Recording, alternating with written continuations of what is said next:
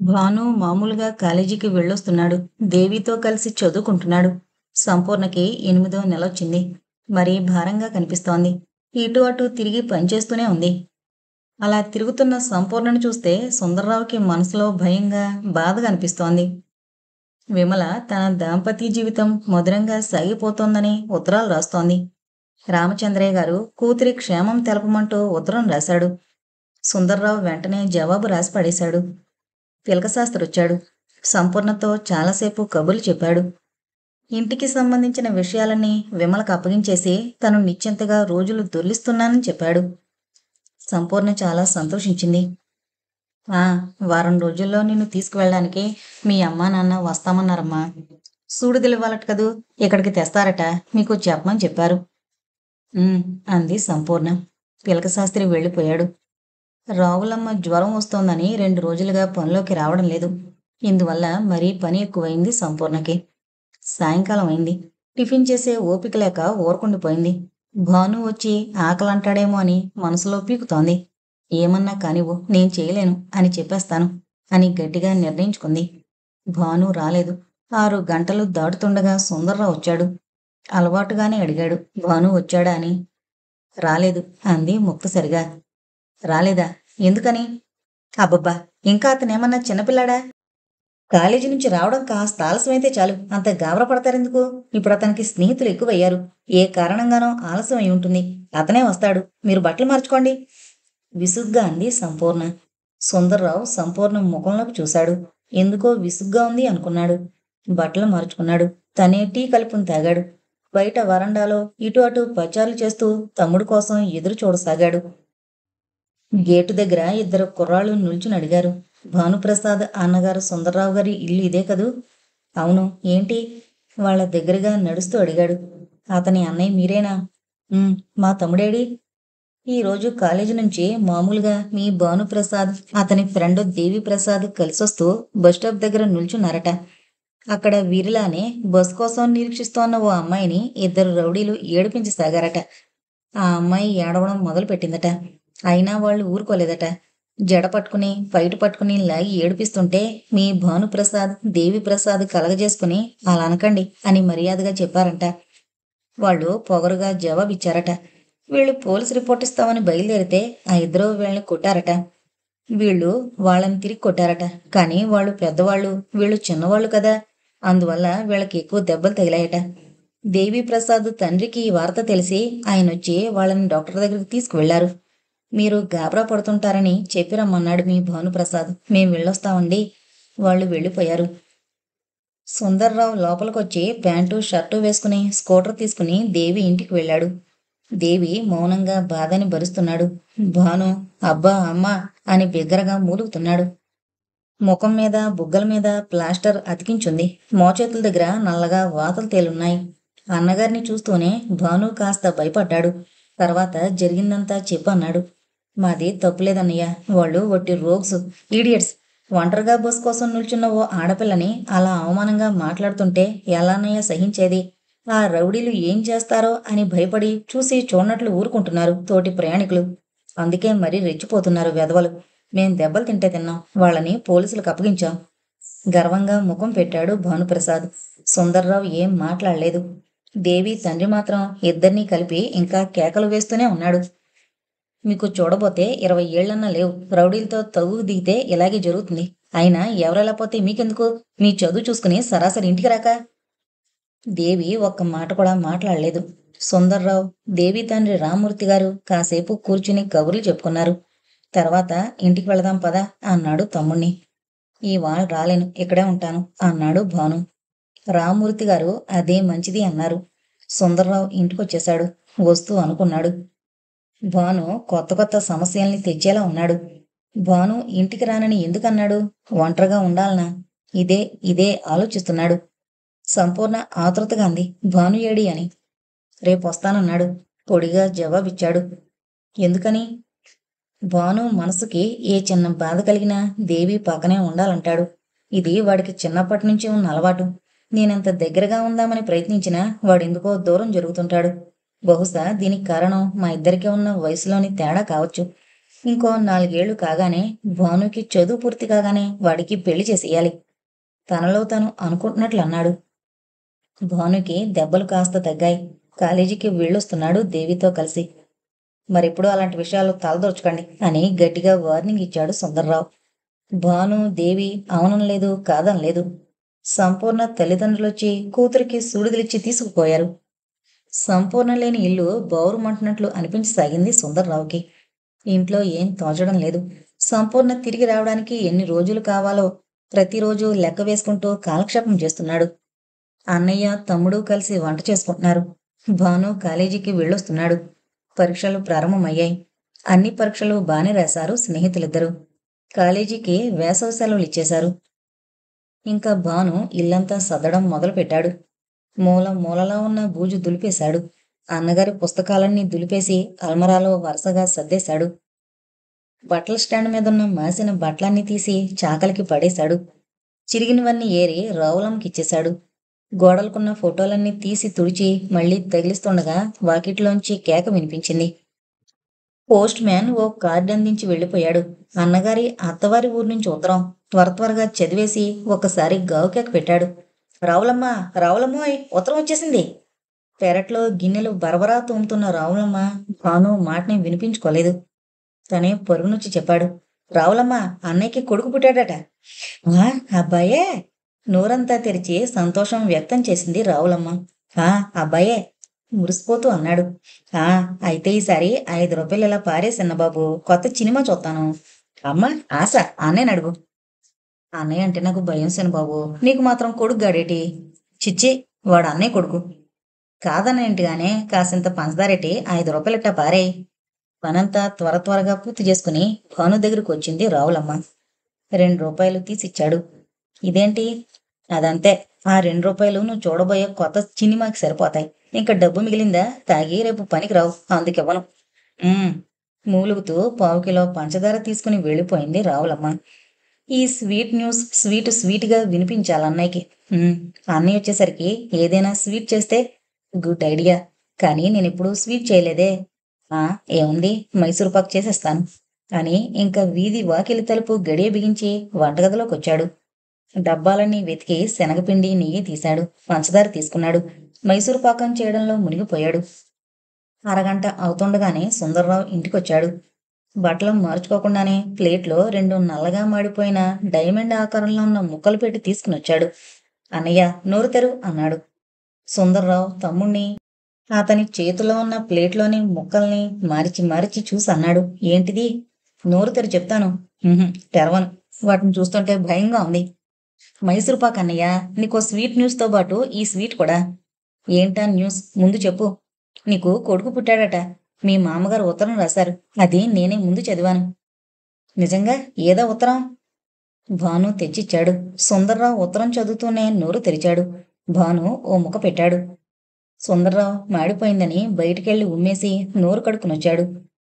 భాను ముఖం చిన్నబోయింది. చూడు, బజారుకి వెళ్ళి 1 కిలో బాంబే స్వీటు పట్టుకురా. దేవి వస్తాడు కదా, ఇద్దాం.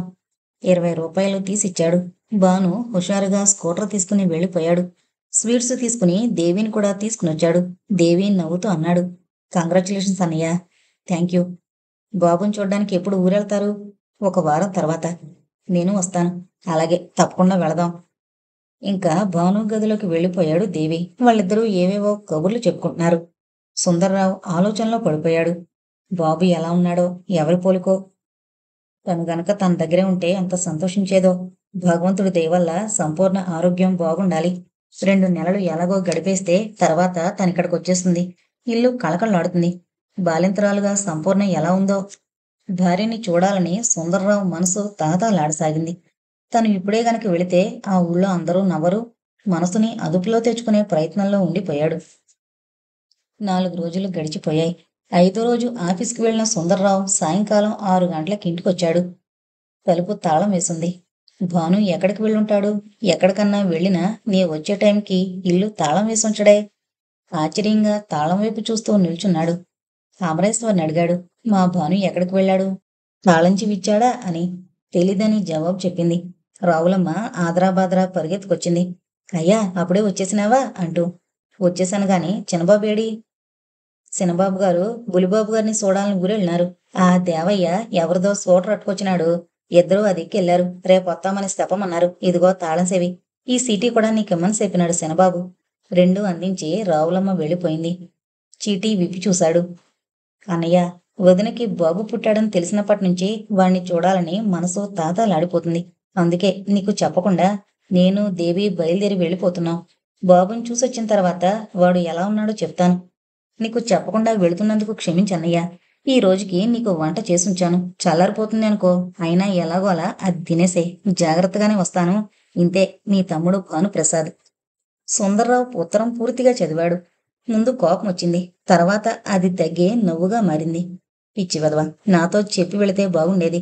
స్కూటర్ ప్రయాణంలో వీళ్ళిద్దరూ సరిగ్గా అక్కడికి చేరుకుని ఉంటారా? ఆలోచిస్తూనే ఇంటి తాళం తీసి స్కూటర్ లోపల పెట్టేసి ప్రహారీ గేటు మూసి లోపలికొచ్చాడు. లైటు వేశాడు. ఇల్లంతా నిశ్శబ్దంగా ఉంది. కాసేపు పుస్తకం చదివి తర్వాత చల్లారిన భోజనం చేశాడు. రాత్రి నిద్ర సరిగ్గా పట్టలేదు. ఏవేవో ఆలోచనలు చుట్టుముడుతున్నాయి.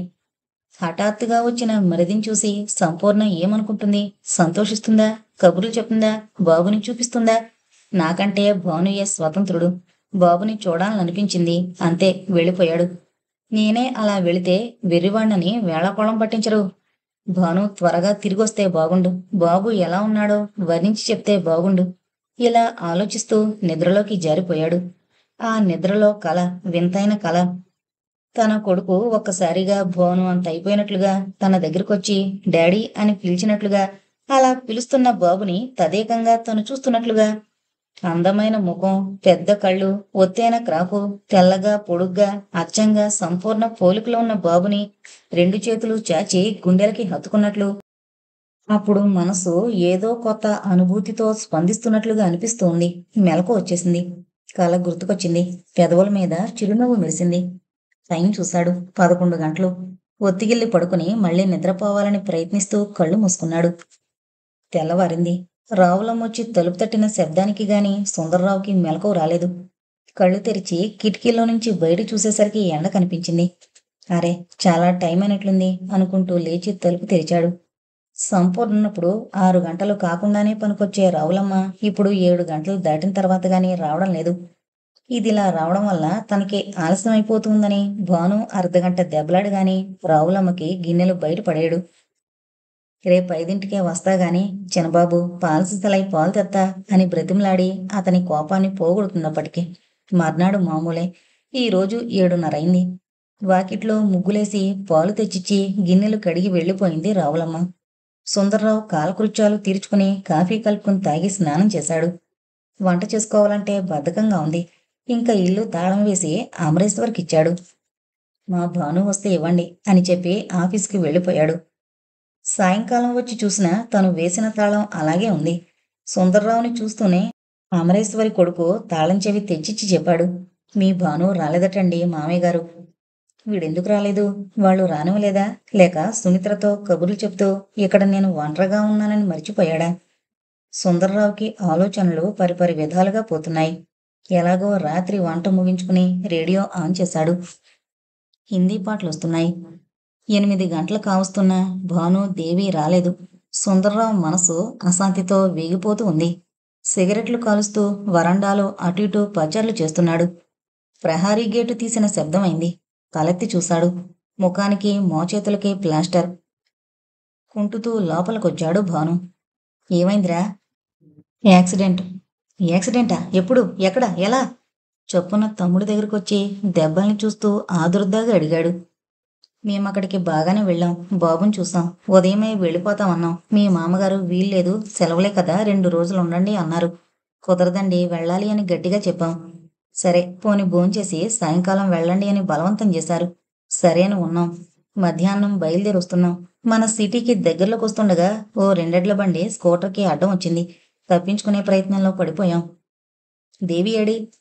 వాణ్ణి వాళ్ళింటి దగ్గర దించాను. వాడికి నాకంటే కూడా ఎక్కువ దెబ్బలు తగిలాయి. వాళ్ళ నాన్న మా ఇద్దరిని బాగా తిట్టాడు. స్కూటర్ నడపడం సరిగ్గా రాని వాళ్ళు అంత దూరం ఎందుకెళ్లారు? బస్సులో పోతే పోలే అన్నాడు. నిజమే, బస్సులో పోయుంటే బాగుండేది. ఈ దెబ్బలు తగులుండేవి కావు. ఇలా బాధపడాల్సిన అవసరమూ ఉండేది కాదు. అమ్మా, నొప్పి. భాను కుంటుతూ వెళ్ళి తన మంచం మీద వాలిపోయాడు. సుందర్రావు తమ్ముడు వెంటే గదిలోకొచ్చాడు. స్కూటర్ పాడైందా? కాస్త. అబ్బో అమ్మో అంటూ మూలుగుతూనే అన్నగారు వేసే ప్రశ్నలకి జవాబిస్తున్నాడు భాను. బాబు ఎలా ఉన్నాడ్రా భాను? నాలా ఉన్నాడంది వదిన. నిజంగా? నిజంగా. ఇంకా 11వ రోజుకొచ్చి నిన్ను బారసాల చేసుకుని పేరు పెట్టమని చెప్పారు మీ మామగారు. అప్పుడు నన్ను దేవిని మళ్ళా రమ్మంది సుమిత్ర. ఇంకా? ఇంక నాకేం తెలీదు. సుందర్రావు భాను వైపే చూశాడు. భాను బాధని లోలోపల మింగేస్తున్నాడు. భాను నిజంగా పెద్దవాడైపోయేలా ఉంది. అంత బాధని పెదవులు బిగబట్టి భరిస్తున్నాడు. చిన్నప్పుడైతే కాస్త బాధ కలిగిన అన్నయ్య అంటూ వాటేసుకుని గోల చేసేవాడు. ఆ ఏడుపులోనే అమ్మ గుర్తుకొచ్చిందని మరోసారి బేరం అనేవాడు. ఇప్పుడలా చేయడం లేదు. ఇది ఒక విధంగా వాడికి నాకు మంచిదే అనుకున్నాడు. వంటగదిలోకి వెళ్ళి ఇద్దరికీ వడ్డించి పిలిచాడు. భాను, భోంచేద్దాం రారా? జవాబు రాలేదు. వీడేం చేస్తున్నాడు? తమ్ముడి గదిలోకొచ్చాడు. భాను నేల మీద కూర్చుని ఓ కాలు చాపి చాక్పీస్ తీసుకుని ఓ 25 పేర్ల వరకు రాస్తున్నాడు. ఒక్కోటి చదువుతున్నాడు, ఆలోచిస్తున్నాడు. పాతవి చెరుపుతున్నాడు, కొత్తవి రాస్తున్నాడు. నవనీత కృష్ణ, వంశీకృష్ణ, మురళీకృష్ణ, మోహన్ కృష్ణ, జయకృష్ణ ఇలా అన్ని కృష్ణుడి పేర్లే కనిపిస్తున్నాయి. సుందర్రావుకి నవ్వొచ్చింది. వీడింత బాధలో ఉండి కూడా బాబుకి పేరు ఆలోచిస్తున్నాడా? తమ్ముడి మీద ఆత్మీయత పొంగి పొర్లింది. అంతే వెనగ్గా వచ్చి 2 చేతులతోనూ చుట్టి ఎత్తుకుని డైనింగ్ టేబుల్ దగ్గరికి తీసుకొస్తుంటే భాను గాబరా పడ్డాడు. అన్నయ్య, దించు, పడిపోతాను, భయమేస్తోందిరా. సుందర్రావు వినిపించుకోలేదు. తమ్ముణ్ణి తీసుకునొచ్చి ఓ కుర్చీలో కూర్చోబెట్టాడు. ముందు భోంచేయ్ అన్నాడు. ఉండు, బాబుకి పేరు సెలెక్ట్ చేయని. నువ్వు చేస్తావా? అవును, నేను సెలెక్ట్ చేసిన పేరే బాబుకి పెట్టాలి. ఇక్కడ సరే అని చెప్పి అక్కడికి వెళ్ళి మీ సుమిత్ర చెప్పిన మరో పేరు పెట్టావా చస్తే ఊరుకోను. అదా సంగతి. మా మరదలతో తగు పడొచ్చావా? లేదు, మీ సుమిత్రే నాతో తగు పెట్టుకుంది. సుందర్రావు నవ్వేశాడు. భాను మూతి ముడుచుకునే భోజనం చేయసాగాడు. ఇద్దరూ భోజనాలు ముగించారు. సుందర్రావు గదిలోకొచ్చాడు. అప్పుడే నిద్రొచ్చేలా లేదు. ఓ ఇంగ్లీషు నవల తీసుకుని చదువుకుంటూ కూర్చున్నాడు. ఓ గంట తర్వాత భాను కుంటుతూనే అన్నగారి దగ్గరకొచ్చి ఓ కాగితం చేతిలో పెట్టి వెళ్ళిపోయాడు. సుందర్రావు కాగితం విప్పి చూశాడు. నవనీత కృష్ణ అనుంది. నవనీత కృష్ణ పేరు బాగుంది అనుకున్నాడు. ఇంతలో దేవి ప్రసాద్ గుర్తుకొచ్చాడు. పాపం, అతనికి దెబ్బలు తగిలాయట. రేపే వెళ్ళి చూసి రావాలి అనుకున్నాడు. భాను గదిలో రాత్రి 11 గంటల వరకు లైటు వెలుగుతూనే ఉంది. డైరీలో ఏదో బరబరా రాసిస్తున్నాడు భాను. గడియారం 12 గంటలు కొట్టింది. ఇంకా ఆవులిస్తూ డైరీ మూసొచ్చి మంచం మీద వాలిపోయాడు. అబ్బా అమ్మా, బాధని భరిస్తూ సన్నగా గొణుక్కుంటూ చాలా రాత్రి వరకు నిద్రపోలేదు భాను. భానుకి చెప్పి పంపడం కాక అల్లుడికి మళ్ళీ ఉత్తరం రాశారు రామచంద్రయ్య గారు. సుందర్రావు అత్తగారింటికి ప్రయాణమై దేవిని భానుని రమ్మని పిలిచాడు. అన్నగారి అత్తవారింటికి అస్తమానం మేమిద్దరం వస్తుంటే అలసైపోతాం. అందుకని రాం కాక రాము అన్నాడు దేవి. భాను, నీ నిర్ణయం కూడా ఇదేనా? అవునన్నయ్య. భాను ఇలా అన్నాడంటే ఇంకా ఎంత చెప్పినా లాభం లేదని తెలుసు సుందర్రావుకి. సరే అని తను ఒకడే బయలుదేరాడు. భానుకి దేవిని తోడుగా ఉండమని చెప్పాడు. ఇక్కడే ఉంటానన్నగారు అన్న తర్వాత నిశ్చింతగా ఉంది సుందర్రావుకి. రామచంద్రయ్య గారు చాలా ఆర్భాటంగానే బారసాల ఏర్పాటు చేశారు. ఊళ్ళో వాళ్ళని కొందరిని భోజనానికి పిలిచారు. విమలొచ్చింది. సుమిత్ర హడావిడి పడిపోతూ ఉంది. పిలక శాస్త్రి గారు వచ్చారు. తంతు జరిపించారు.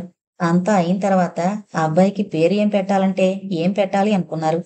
సుమిత్ర అంది, విజయకుమార్ అని పెట్టండి.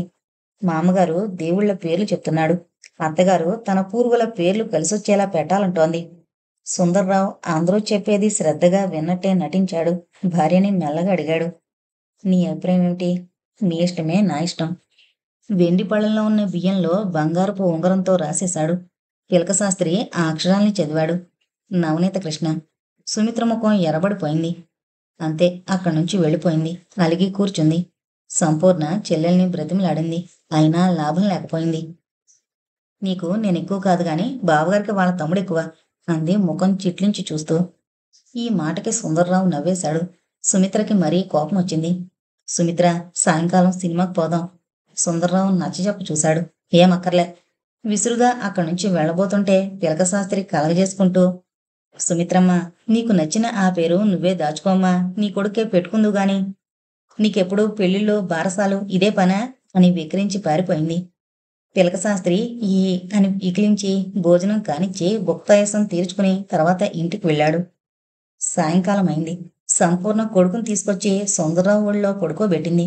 తెల్లగా ఉన్న బాబు బుల్లి చేతుల్ని నిమురుతూ వాడి ముఖంలోకి తదేకంగా చూస్తుండిపోయాడు. బాగున్నాడా? ఎవరిలా ఉన్నాడు? సంపూర్ణ మెల్లగా అడిగింది. సుందర్రావు తలెత్తి చూశాడు. సంపూర్ణ మొహంలో కొత్త కళ ఏదో వచ్చినట్లు అనిపిస్తోంది. కాస్త బలహీనంగా ఉన్నట్లుంది. చెవిలో దూది, తాంబూలం వేసుకున్న ఎర్రని పెదవులు, అదో విధమైన అందం కనిపిస్తోంది సంపూర్ణలో. బాబు అచ్చంగా నీలానే ఉన్నాడు. అది సరేగాని ఇంటికెప్పుడొస్తావ్?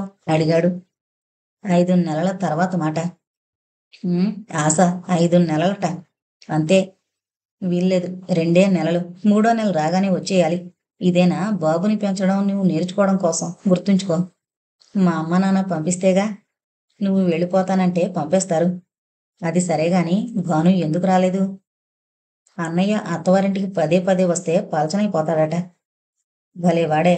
ఆ రోజు భాను దేవి కలిసి ఎండలో స్కూటర్ మీద వచ్చారు. వస్తూ బాబుకి బొమ్మలు, మేజోళ్ళు, గిలక్కాయలు, బుల్లి చొక్కా, ఆ చొక్కా మీద కుందేలు బొమ్మ కుట్టుంది. భలే బాగుంది. బాబుని చూపించాను ఇద్దరికి. ఎత్తుకుంటానివ్వమని ఒకటే గోల చేశాడు భాను. ముట్టుకోకూడదిప్పుడు. మళ్ళీ మీ అన్నయ్యతో రావయ్యా అని చెప్పాను. ఇప్పటికైనా అర్థమైందా వాడి మనస్తత్వం? ఇదివరకు అర్థమైంది. మరి అప్పుడప్పుడు విసుక్కుంటావెందుకు? ఏదో అప్పటి చికాకు అంతేగాని భాను అంటే నాకేం కోపం లేదు. సుందర్రావు నవ్వాడు. తర్వాత చెప్పాడు. భాను, దేవి ఈ ఊరు నుంచొస్తూ ఎలా స్కూటర్ మీద నుంచి పడిపోయారో, దెబ్బలు ఎలా తగిలాయో. అయ్యో పాపం! బాధపడింది సంపూర్ణ. నాకు చెప్పకుండా ఇలా రావడం ఇదే మొదటిసారి. అవును కదూ? ఇంతలో బాబు కేరమని ఏడవసాగాడు. సంపూర్ణ తన చేతుల్లోకి తీసుకుంది. పాలిస్తోంది. సుందర్రావు సంపూర్ణ ముఖంలోకి చూస్తూ నవ్వాడు. ఏంటా చూడ్డం? పెదవులు బిగించి నవ్వు నాపుకుంది. స్త్రీకి మాతృత్వం ఒక వరం. మాతృదేవత కావడం అదృష్టం. సంపూర్ణని చూస్తుంటే ఏదో తెలియని గౌరవభావం ఇంకా ఇంకా కలుగుతోంది. బాబు కాళ్ళు చేతులు చాపుతూ ముడుస్తూ పాలు తాగుతున్నాడు. నేను రేపే వెళ్ళిపోవాలి సంపూర్ణ.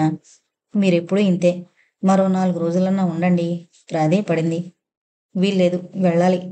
సంపూర్ణ కోపంతో ముఖం ముడుచుకుంది. నువ్వు కోపగించుకున్నా అందంగానే కనిపిస్తావు సంపూర్ణ. దగ్గరగా తీసుకున్నాడు. మాటలతోనే నన్ను మురిపించేస్తారు. సుందర్రావు నవ్వేశాడు. సంపూర్ణ నిద్రపోయిన బాబుని ఉయ్యాల్లో పడుకోబెట్టడానికి లేచి వెళ్ళింది.